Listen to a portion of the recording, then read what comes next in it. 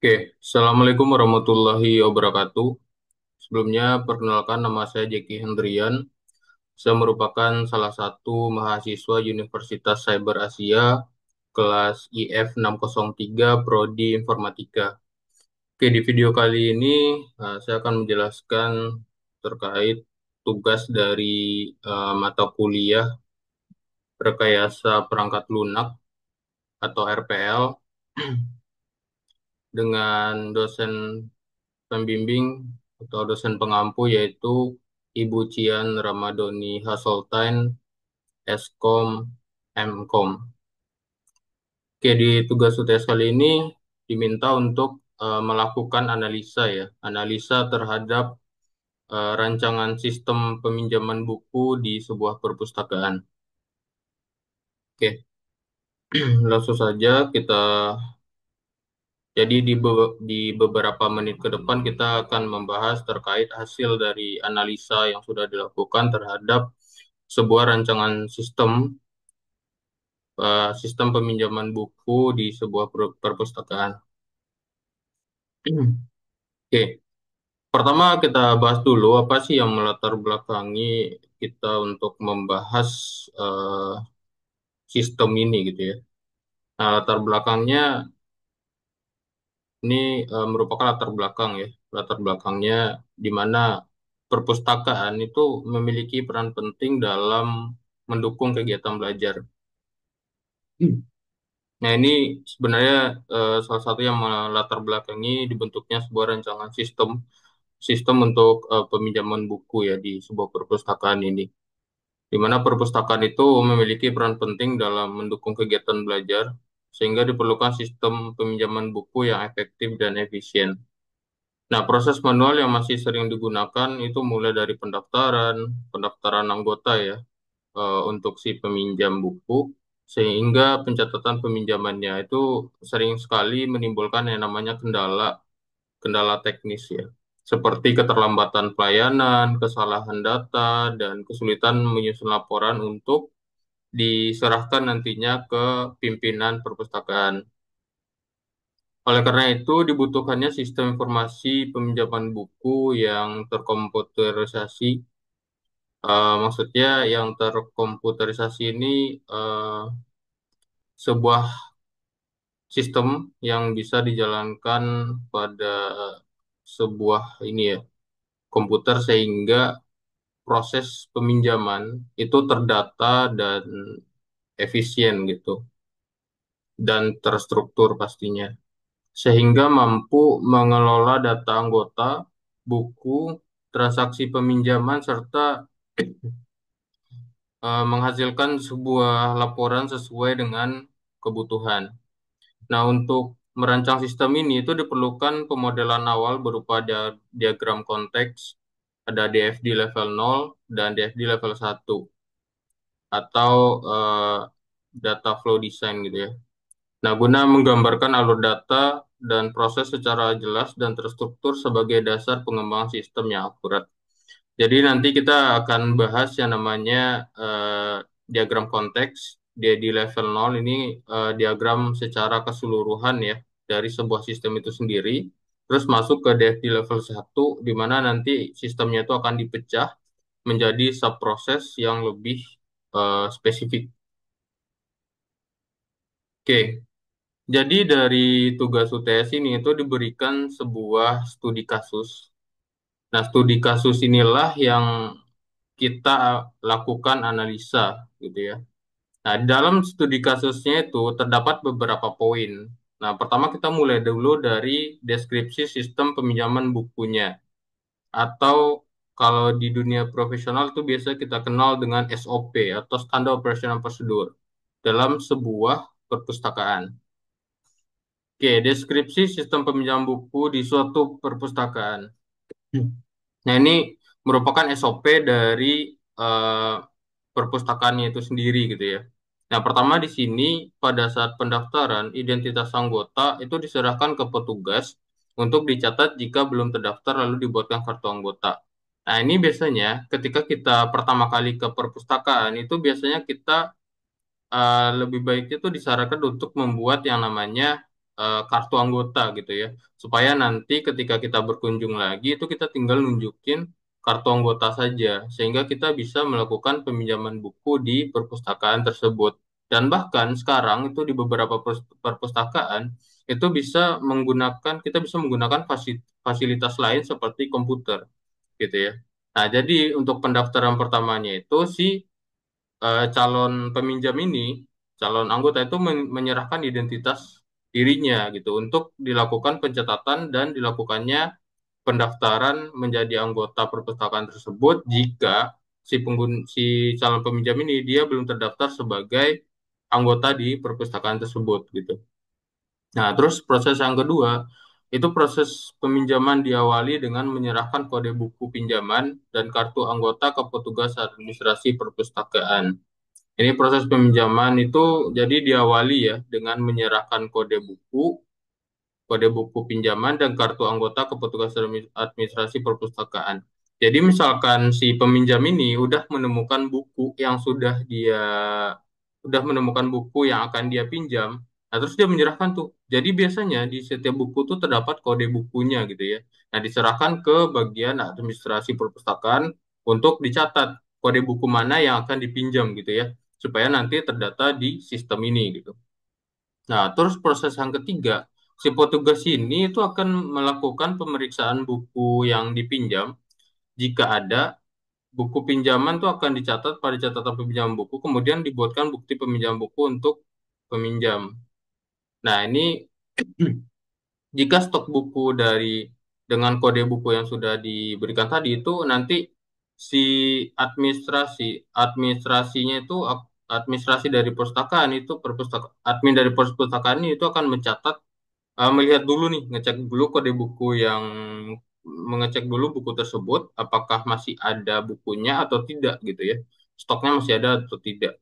Jika misalkan ada, nanti akan diproses dan catatan kode buku tersebut itu akan dicatat ke dalam sistem, ke dalam catatan peminjaman buku, lalu kemudian dibuatkan oleh si admin untuk bukti peminjaman buku tersebut gitu. Bahwasanya si A itu melakukan peminjaman buku dengan kode ini, maka akan diberikan bukti peminjamannya gitu. Dan biasanya bukti peminjaman itu diserahkan juga ke si peminjam dan dipegang ke di kalau di adminnya itu sudah ada di dalam sistem gitu. Terus yang keempat, proses yang keempat itu kartu buku disimpan petugas dan buku beserta bukti peminjaman itu diterima oleh peminjam. Nah, benar kan? Jadi eh, sistem jadi kartu buku itu disimpan oleh si petugas tadi, si admin. Lalu buku beserta bukti peminjaman yang sudah dibuatkan oleh admin tadi itu serahkan ke si peminjam gitu. Jadi diberikan oleh admin ke si peminjam. Terus proses yang kelima, sistem ini harus dapat menghasilkan laporan peminjaman untuk pimpinan dan daftar pengeluaran buku untuk bagian pengadaan. Nah, sistem ini itu dia dapat menghasilkan sebuah laporan tadi. Jadi setelah dibuat datanya, ini peminjamnya si A, terus kode bukunya ini. Nah, terus nanti sistem itu dia menghasilkan output yang namanya laporan peminjaman. Nantinya yang akan diserahkan kepada pimpinan dan daftar pengeluaran buku tersebut itu tercatat di bagian pengadaan gitu. Nah, terus yang terakhir, buku-buku yang tersedia itu diperoleh dari bagian pengadaan. Jadi, misalkan nih, si admin udah mencari bukunya, ternyata stoknya ada. Lalu diajukan ke si pengadaan. Nah, bahwasanya si peminjam ini si A meminjam buku dengan kode ini. Nanti buku ini akan disediakan oleh si pengadaan.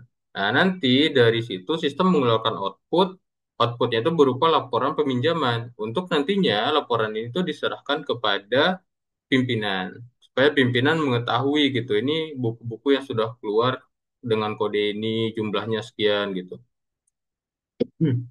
Nah, itu untuk deskripsi dari sistem ini gitu.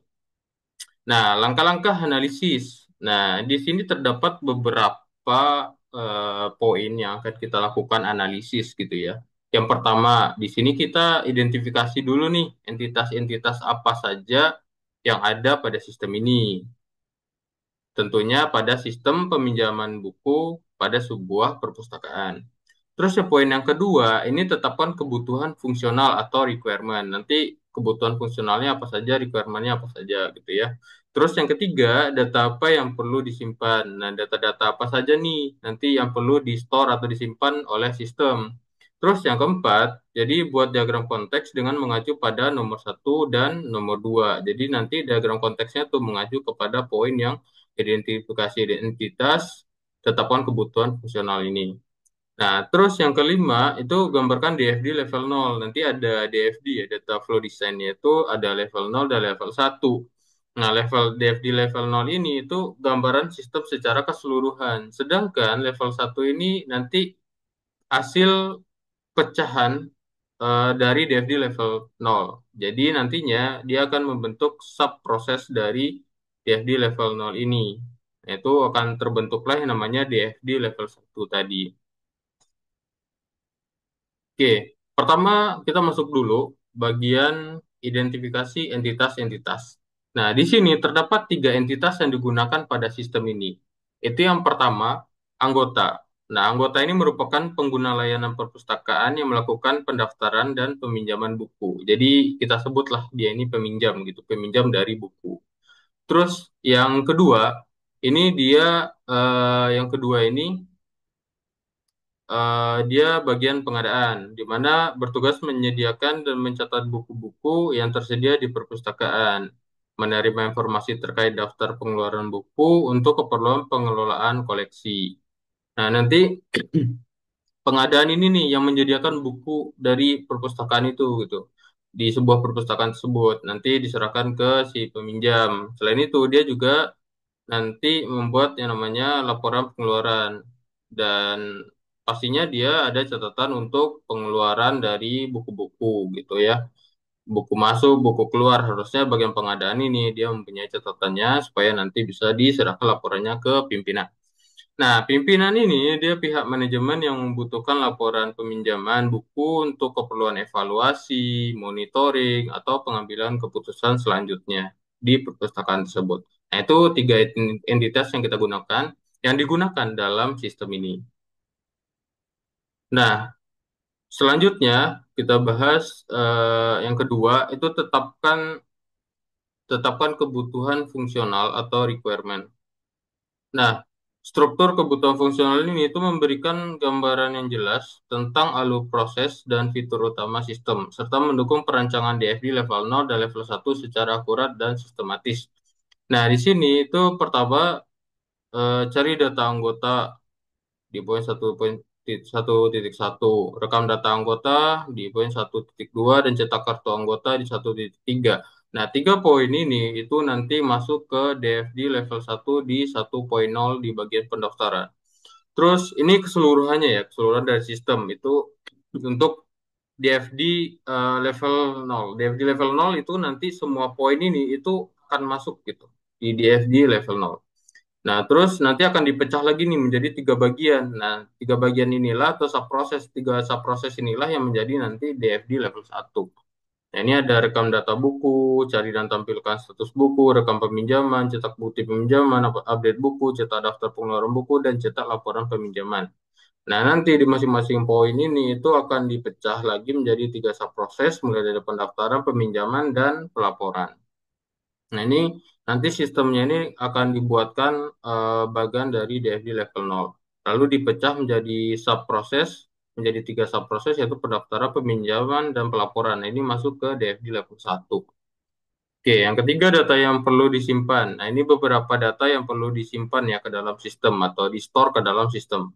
Yang pertama data anggota. Nah, ini berisi informasi tentang pengguna perpustakaan yang terdaftar atau si peminjam. Nah, contohnya tuh contoh atributnya ada ID anggota, nama, alamat, nomor telepon, tanggal daftar, dan status keanggotaan. Terus yang kedua itu data buku. Nah, menyimpan informasi detail tentang koleksi buku yang tersedia di perpustakaan. Nanti akan masuk ke rekam, bagian rekam ya. Nah, contoh atributnya tuh kode buku, judul buku, pengarang, penerbit, tahun terbit, status buku. Status bukunya tersedia atau tidak. Terus lokasi rak, itu detail gitu ya. Nah, terus data yang ketiga yang perlu disimpan atau direkam adalah data peminjaman.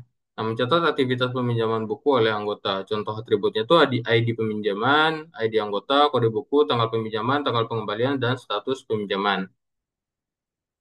Oke, lanjut. Yang keempat, diagram konteks sistem peminjaman buku. Nah, ini selanjutnya kita lakukan analisis terhadap diagram konteks sistem peminjaman buku.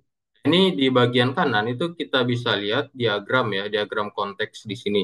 Nah, di sini entitasnya itu terdapat yang tiga kita sebutkan tadi, yaitu anggota, bagian pengadaan, dan pimpinan. Nah, ini sistem internalnya. Ini eksternal, terus ini internal dari sistem itu sendiri gitu ya. Nah, yang pertama entitas eksternal.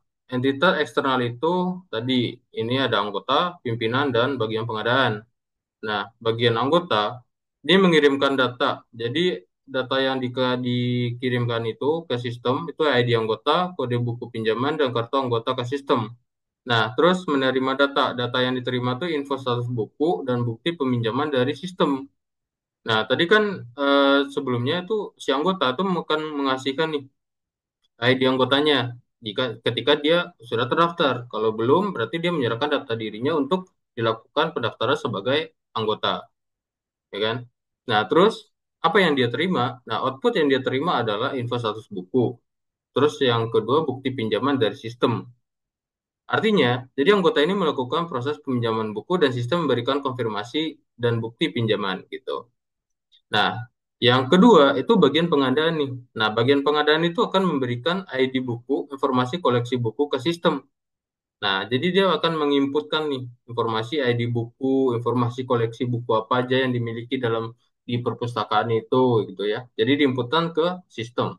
Nah, selanjutnya apa yang outputnya adalah apa yang dia terima di pengadaan ini. Nah, daftar pengeluaran buku yang dia terima. Terus untuk mengetahui buku-buku yang sering dipinjam atau sudah keluar. Nah, itu. Nah, itu output yang diterima oleh bagian pengadaan. Nah, artinya adalah bagian pengadaan ini itu berperan dalam menyediakan buku dan memonitor pengeluaran buku gitu. Karena dia bagian pengadaan gitu. Dia harus tahu buku yang masuk ke perpustakaan itu dan buku yang keluar dari perpustakaan itu gitu. Nah, dia tugasnya memonitor itu semua, mengelola itu semua gitu.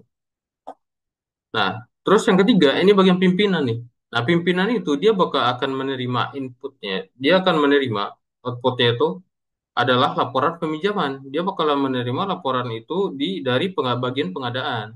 Nah, artinya pimpinan itu mendapatkan laporan rutin untuk analisis dan evaluasi pengelolaan perpustakaan. Nah, ini pimpinan itu dia penting ya menerima informasi-informasi itu untuk nantinya di masa yang akan depan untuk mengambil keputusan gitu ya terhadap pengelolaan dari sistem perpustakaan itu. Nah, terus ini bagian internalnya nih. Bagian internalnya itu adalah pusat proses atau sistem peminjaman buku. Sistemnya itu sendiri gitu. Nah, di sini sistem itu bertanggung jawab atas seluruh proses pendaftaran anggota, pencatatan peminjaman, pengecekan status buku, dan penyusunan laporan. Terus sistem ini juga menjadi pusat dari semua aliran data yang datang dan keluar dari entitas luar. Entitas luarnya tadi ya anggota, pimpinan, dan bagian pengadaan itu gitu. Jadi sistem ini mencatat input dan output gitu dari proses peminjaman buku di perpustakaan ini. Itu prosesnya gitu ya. Kita masuk ke poin nomor 5. Poin nomor 5 ini itu DFD level 0, sistem peminjaman buku. Jadi ini sistem keseluruhan, bagian dari sistem itu sendiri, secara keseluruhan gitu ya. Semua proses itu ada di DFD level 0. Oke, DFD level 0 ini itu membaca proses utama dalam sistem menjadi 5 subproses terpisah yang menggambarkan aliran data dari dan entitas eksternal serta penyimpanan data internal. Nah, ini semua prosesnya digabungkan ke dalam DFD ini. Baru nanti setelah ini itu dipisah menjadi subproses itu disebut dengan DFD level 1. Pertama, kita bahas dulu untuk DFD level 0 dari sistem peminjaman buku ini.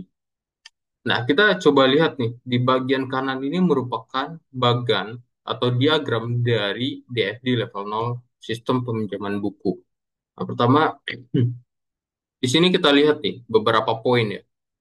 Ini seperti yang kita sebutkan tadi, ini ada eksternal entitasnya, ada anggota, pimpinan, dan bagian pengadaan. Nah, pertama kita bahas dulu nih poin-poin yang ada di dalam sistem itu, bagaimana dia bekerja gitu ya. Nah, poin 1.0 itu di bagian pendaftaran. Nah, sini bagian pendaftaran gitu ya. Nah, yang diinput apa di bagian pendaftaran ini? Nah, ini bisa bisa kita lihat di sini. Yang diinput adalah ID anggota dari si anggota atau si peminjam. Nah, jika dia sudah menjadi anggota, berarti dia sudah punya ID anggota. Jika dia belum em, apa namanya, belum terdaftar menjadi anggota, otomatis dia harus menyerahkan data diri dulu untuk didaftarkan nanti ke sistem supaya dia menjadi anggota dari perpustakaan itu gitu. Nah, outputnya itu kartu anggota dan info status buku.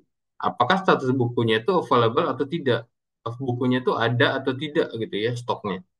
Nah, terus data yang disimpan apa? Data yang disimpan, data yang disimpan ya, nanti direkam, yaitu menyimpan data anggota baru ke dalam penyimpanan anggota. Jadi ini yang di-store atau disimpan ke sistem itu gitu.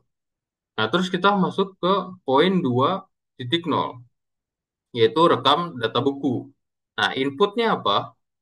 Inputnya adalah ID buku dari bagian pengadaan. Nah, ini ID buku ya. Kita bisa lihat di bagian sini, itu bagian ada ID buku dari pengadaan. Terus outputnya, data buku yang tercatat tuh daftar pengeluaran buku. Nah, ini ya, daftar pengeluaran buku itu apa saja. Untuk output yang dihasilkan dari rekam data buku ini di 2.0 ini, di bagian 2.0. Terus data yang disimpan adalah di sini dia akan menyimpan informasi buku ke dalam penyimpanan buku gitu. Dia akan menyimpan informasi tentang buku ini, tentang buku stok buku yang ada gitu. Oke, itu dua proses ya, baru pendaftaran sama rekam data buku. Nah, ini kalau misalkan pendaftaran ya jika anggota calon peminjam belum terdaftar sebagai anggota ya dia harus daftar dulu. Apa yang harus diserahkan yaitu data dirinya. Setelah dia terdaftar, berarti nanti sistem akan mengeluarkan kartu anggotanya gitu. Terus lanjut rekam data buku. Rekam data buku ini ada ID buku dari bagian pengadaan. Lalu outputnya apa? Data buku ini tercatat ke sistem daftar pengeluaran buku. Nah, terus data yang disimpan adalah menyimpan informasi buku ke dalam penyimpanan buku. Oke, lanjut untuk poin 3.0, yaitu cari dan tampilkan status buku.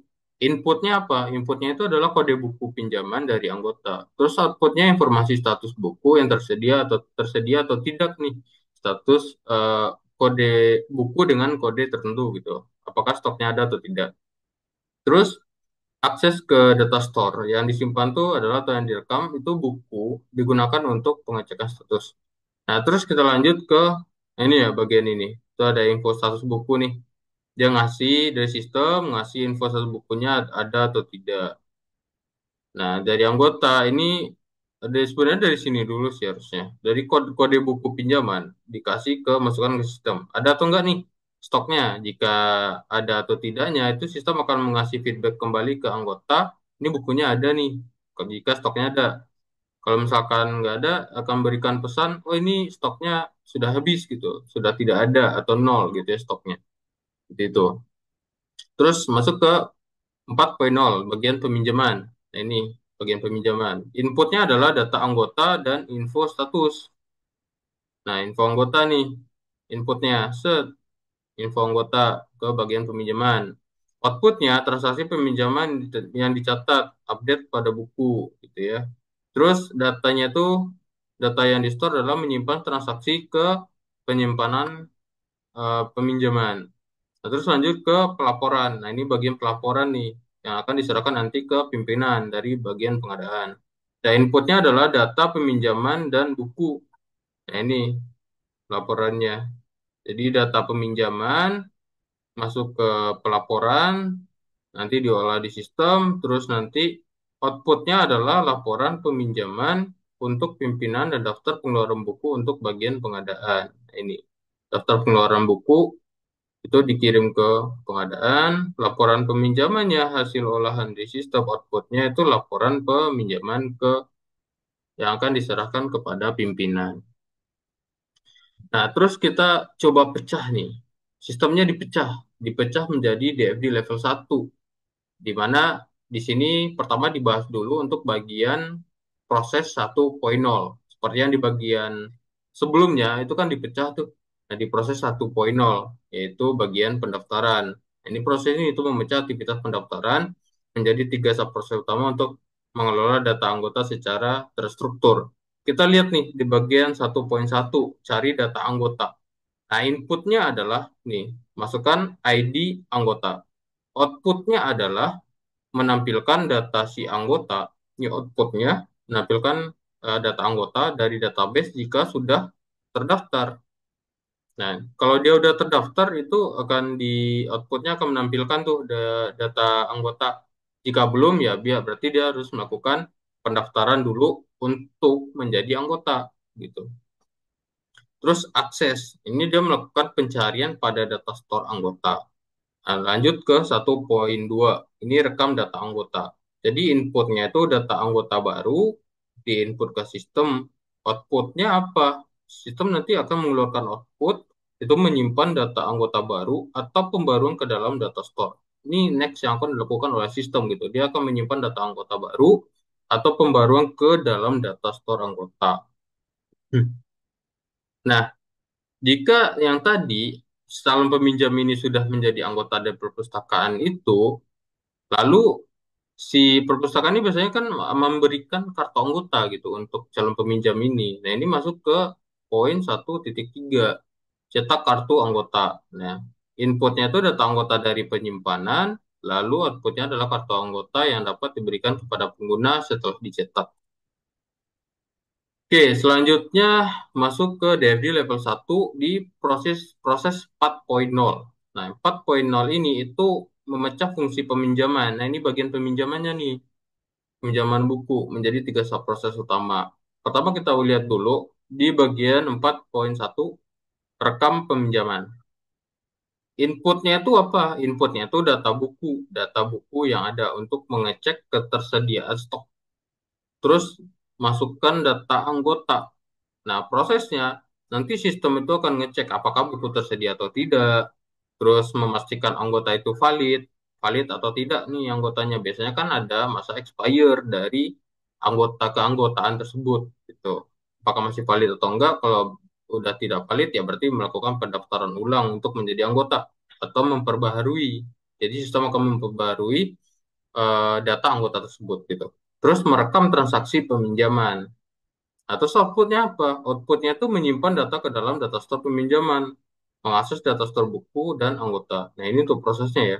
Dari rekaman peminjaman, bagian peminjaman, terus cetak bukti peminjaman. Nih, jika dia anggota ya berarti rekam peminjaman nih. Terus lanjut ke update bukti peminjaman.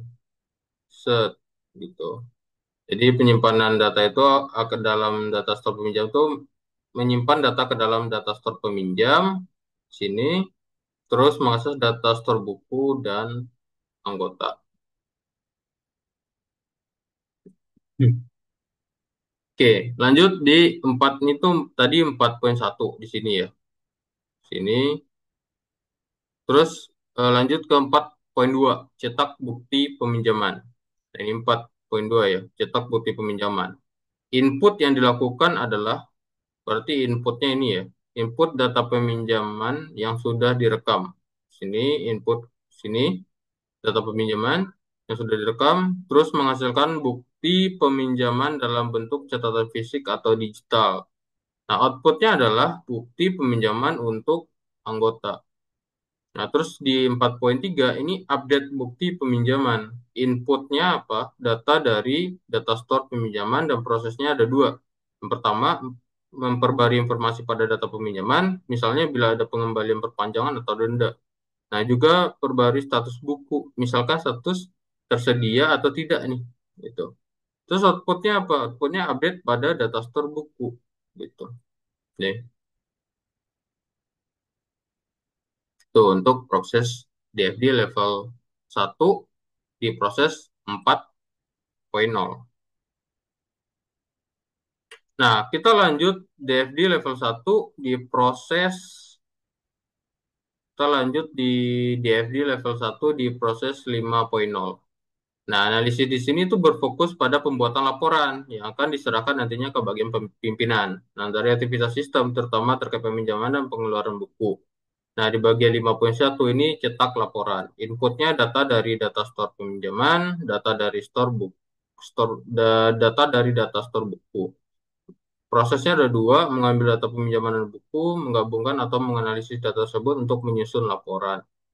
Nah, terus outputnya apa ya? Outputnya nanti laporan peminjaman. Laporan peminjaman yang dapat digunakan evaluasi atau dokumentasi. Nah, di sini ya, laporan peminjaman nih, outputnya. Inputnya itu data peminjaman nih, data store peminjaman dan data dari buku, data dari store buku. Nah, ini input set, input ke sistem, outputnya laporan peminjaman. Oke, 5.2 ini bagian cetak daftar pengeluaran. Nah, cetak daftar pengeluaran ini nanti di bagian pengadaan. Itu inputnya apa? Nah, ini inputnya nih, data dari data store buku, input ke sistem. Prosesnya memfilter dan menampilkan buku-buku yang termasuk ke dalam kategori pengeluaran, misalnya buku rusak, hilang, dibuang, dan lain-lain, atau dipinjam oleh si peminjam. Nih, input. Terus outputnya apa? Daftar pengeluaran. Nah, yang mencatat buku-buku yang dikeluarkan dari inventaris perpustakaan. Oke, selanjutnya ini bagian ini ya, pemodelan. Pemodelan data diagram entity relationship atau IR. Ini relationship antar entitas-entitas. Relationship-nya itu ada melakukan dan terdiri dari gitu ya. Yang pertama kita bahas dulu di bagian anggota nih. Anggota ini terdapat beberapa parameter ya. Ada kode anggota, nama anggota, tanggal lahir, dan tanggal daftar. Ya ini ya, ya mewakili pengguna yang menjadi anggota perpustakaan. Atributnya itu ada kode anggota, kode unik. Nah ini sebagai primary key-nya atau biasa ID gitu ya. Itu sebagai primary key. Dalam sebuah tabel tuh pasti ada yang namanya primary key. Terus ada nama anggota, tanggal lahir, dan tanggal daftar. Jadi nama anggota siapa, tanggal lahirnya tanggal berapa, dan tanggal daftar menjadi anggotanya tanggal berapa. Terus yang kedua, yang di sini itu peminjaman. Nah, yang mewakili aktivitas peminjam buku oleh anggota. Atributnya itu ada nomor pinjaman berapa, tanggal peminjaman tanggal berapa, dan tanggal kembalinya itu harus dikembalikan buku tersebut ke perpustakaan di tanggal berapa. Gitu. Terus yang ketiga, ini mewakili koleksi buku di perpustakaan. Atributnya itu, ini bagian buku ya. Entitas buku itu mewakili koleksi buku di perpustakaan. Atributnya itu ada kode buku, kode unik buku, ini sebagai primary key-nya. Terus penerbit ya, judul bukunya apa, penerbitnya siapa, dan pengarangnya siapa. Stok bukunya tersedia atau tidak. Nah, ini hubungan atau relationship dari setiap entitas. Ada entitas anggota, peminjaman, dan buku. Itu dihubungkan dengan relation melakukan, itu antara anggota dan peminjaman, dan relation menggunakan terdiri dari, itu antara peminjaman dan buku. Terus relasi antar entitas. Nah, ini kan ada anggota ke peminjaman nih. Relasinya itu melakukan. Nah, kardinalitasnya itu satu anggota itu dapat melakukan banyak peminjaman. Artinya, satu anggota bisa meminjam beberapa kali, tetapi satu transaksi peminjaman hanya dilakukan oleh satu anggota. Nah, terus peminjaman ke entitas buku, relasinya itu terdiri dari dan kardinalitasnya itu many to many. Artinya, satu transaksi peminjaman bisa melibatkan lebih dari satu buku, dan satu buku bisa terlibat dalam banyak transaksi peminjaman. Nah, ini kamus data yang digunakan oleh sistem ini sendiri gitu ya. Pertama ada data store. Data store itu data yang disimpan itu ada anggota, buku, dan pinjaman. Di bagian anggota itu ada kode anggota, nama anggota, tanggal lahir, dan tanggal daftar. Seperti yang ada di tabel entity relationship tadi gitu ya. Terus yang kedua buku. Di buku itu atributnya ada kode buku, judul, penerbit, pengarang, dan stok. Terus pinjaman. Ini atributnya ada nomor pinjaman, tanggal pinjam, tanggal kembali, dan kode anggota serta kode buku. Terus aliran datanya. Ini untuk aliran datanya gitu ya. ID anggota sama dengan nama anggota, tanggal lahir, dan nomor identitas. Terus kartu anggota itu terdapat informasi kode anggota, nama anggota, tanggal lahir, tanggal daftar, masa berlaku. Nah, tadi kan sudah disebut, biasanya keanggotaan itu ada expired date-nya gitu ya. Jadi harus diperbarui. Nah, terus yang ketiga info status buku. Nah, info status bukunya itu ada kode buku, judul, dan apakah ada atau tidak gitu. Terus pinjaman. Kode buku pinjaman, kode buku, judul, dan pengarang. Bukti pinjaman, nomor bukti, kode anggota, nama anggota, dan tanggal pinjam, serta kode buku, judul, pengarang, penerbit, tanggal harus kembali tanggal berapa, dan nama petugasnya siapa. Nah, ini lengkap ya. Terus daftar pengeluaran buku, jadi periode buku, nomor kode buku, dan judul, pengarang, tanggal dipinjam. Tanggal pinjamnya tanggal berapa gitu ya. Terus laporan peminjaman. Nah, di bagian laporan peminjaman ini tuh ada periode laporan, nomor pinjam, dan kode buku, judul, tanggal pinjam, dan tanggal kembali. Terus nama petugasnya. Nah, keterangan Komus Data ini, kode anggota itu eh, terbentuk itu dari 10 karakter. Nama anggota, satu karakter. Tanggal lahir. Nah, ini untuk format tanggal lahir yang biasa lah ya. Untuk format tanggal lahir. Terus tanggal daftar, stok, menggunakan numerik atau angka. Terus karakter A sampai Z. Terus numerik, angka juga 0 sampai 9. Nah, ini untuk pseudocode-nya ya, atau programnya. Di proses yang pertama nih, nama proses 2.0, rekam data buku. Nah, yang diinputkan adalah ID buku, tabel buku. Terus outputnya apa? Outputnya adalah tabel buku. Jadi, deretan-deretan informasi-informasi buku yang ada gitu. Terus deskripsi, nah ini mulai, nah ini prosesnya gitu ya. Mulai open tabel buku, jadi dibuka tuh tabel buku, terus input ID buku, melakukan validasi. Jika valid, berarti jika tidak valid itu dia akan menampilkan pesan. Jika valid, maka melakukan rekam ke data table, lalu end proses, mengakhiri proses dari sistem. Terus yang kedua ini proses namanya 4.1 rekam peminjaman. Nah, yang diinputkan adalah di buku pinjaman, tabel buku, tabel anggota, dan outputnya adalah tabel pinjaman. Nah, ini mulai proses dari sistem. Open tabel buku, anggota peminjaman. Input kode buku pinjaman dan melakukan validasi ke tabel buku dan anggota. Jika tidak valid, maka melakukan pemunculan pesan error. Jika valid, maka rekam ke tabel peminjaman, lalu end proses. Nama proses yang ketiga ini, nama prosesnya adalah 5.1 cetak laporan peminjaman. Nah, input yang diinputkan adalah kode buku pinjaman, tabel buku, tabel anggota. Outputnya adalah laporan peminjaman. Nah, ini mulai proses. Jadi, open tabel buku anggota peminjaman, terus input periode laporan, saring data peminjaman, terus ngebaca record peminjaman, cari tabel buku, dan simpan tabel temporer, tampilkan atau cetak laporan. Lalu nanti setelah cetak laporan, mengakhiri proses. Terus yang keempat itu nama prosesnya 4.3 update buku. Input yang dilakukan adalah tabel peminjaman, tabel buku. Outputnya adalah tabel buku. Terus mulai sistem, running sistem mulai. Terus open tabel buku peminjaman, get kode buku dari peminjaman, dan search tabel barang, hitung stok.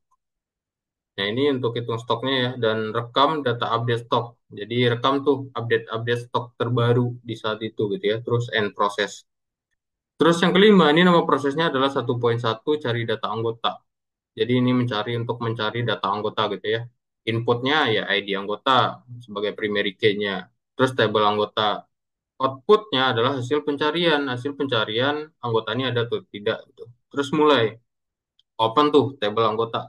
Terus inputin ID anggotanya.